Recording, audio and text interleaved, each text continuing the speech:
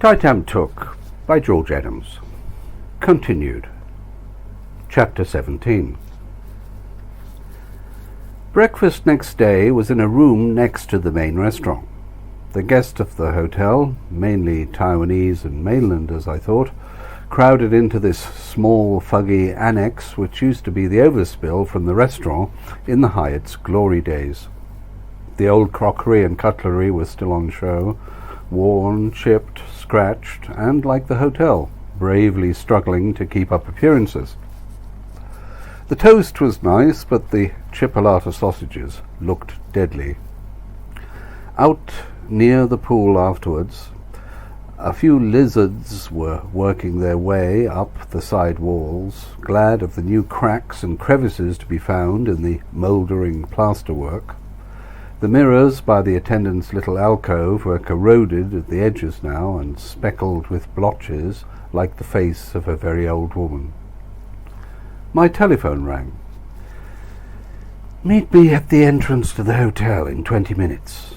I'll be in a taxi."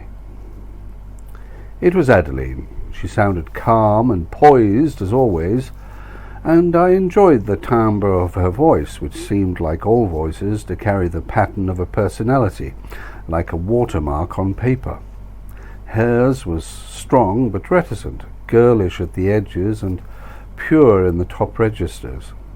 I wondered where she was hiding her gun this time. In Macau, you probably didn't need to hide a gun at all. I went up to my room and put on more aftershave than I needed to, and even combed my hair again. I was dressed rather casually in jeans and a black denim jacket.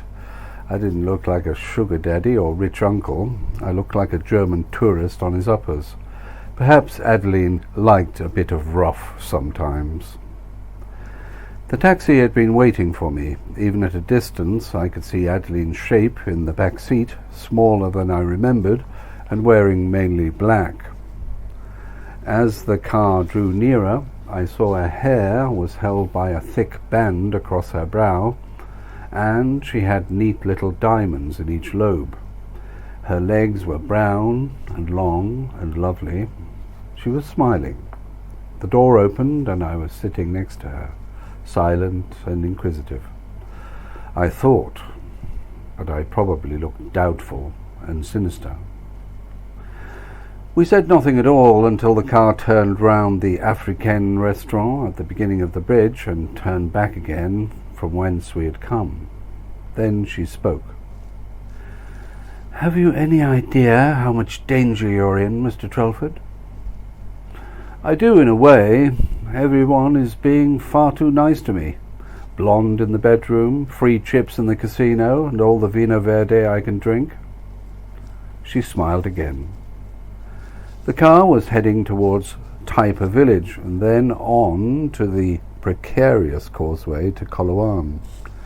When we had finally installed ourselves in the restaurant garden run by the rude Portuguese man with a moustache who used a bushel of salt in everything, she began to tell her story.